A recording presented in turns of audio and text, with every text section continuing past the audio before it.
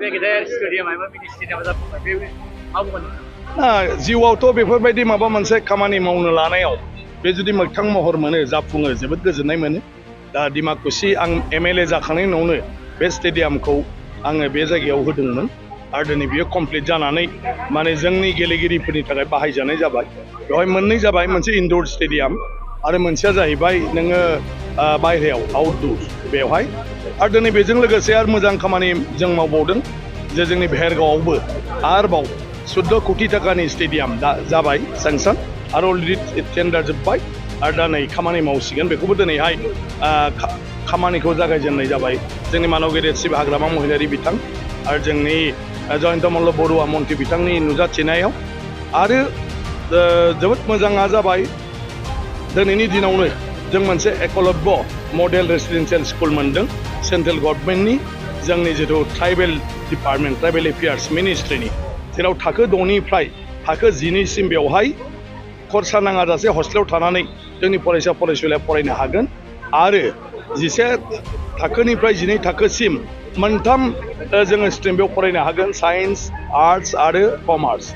गतिके बियो जोंनि थाखाय जोबोद मोजां। बे नवोदया स्टेन्डार्डनि जागोन, CBSE कर्स आरो बेयो आं सानो आरो माने बेवहाय फरायनाय गासै फरायसा फरायसुलियानो आथिखालनि गोदान जेफोर माने मा होनो पाठ्यक्रम माने आयदाफोर दं, सिलेबास दं, बेफोरखौ फरायहैनो हाजोबनाय जागोन आरोखि।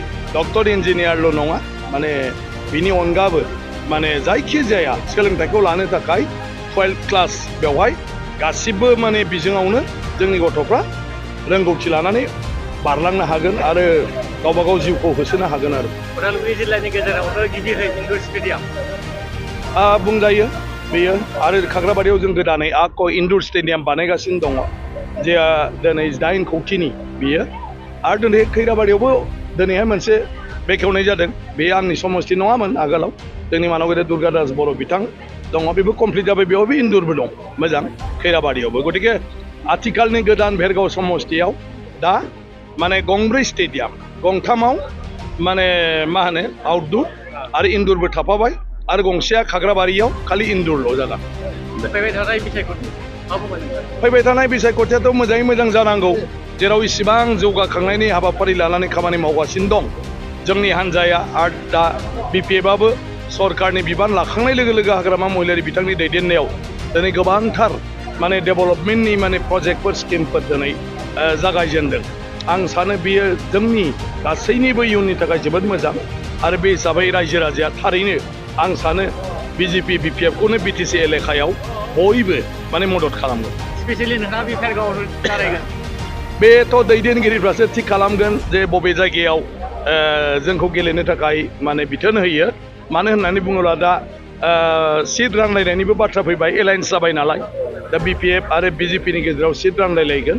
दा आंथ' BJP नालाय, BJPनि खथायावसो आं गेलेनो मोनगोन आरो मा। ओंखायनो भेरगावआ दा सोरनि खथायाव थाङो, टंलाया सोरनि खथायाव थाङो, गरेस्वर तामुलपुरा सोरनि खथायाव थाङो, जोंनाव साखाथि फाखाथि बे मोनब्रै समस्ति दङ। गतिके जेराव जोंनि BPF आरो जोंनि BJP हाग्रामा महिलारि मानव गेदेर आरो हेमन्त बिश्व शर्मा मानव गेदेर बिथांमोनहा थांखि लानानै जेराव बिथोन होयो बेवहायनो गेलेगोन जुदिहाय गेलेनांगौ जायोब्ला। NDAआवथ' UPPLआ आथिखालसिम दंबाय थायो आरो दा जोबथारनाय बेलायाव जिहेतु BPF आरो UPPLनि गेजेराव सावरायनायनि बाथ्राखौ बुंबाय थादों जे मोनसे गोरोबथायाव फैयोना फैया आरो बिनि उनाव माबायदि डिसिसन फैयो। अदेबानि BJPनिफ्रायथ' UPPL हिसाबै जयै थानायनि बाथ्राखौनो बुंबाय थादों।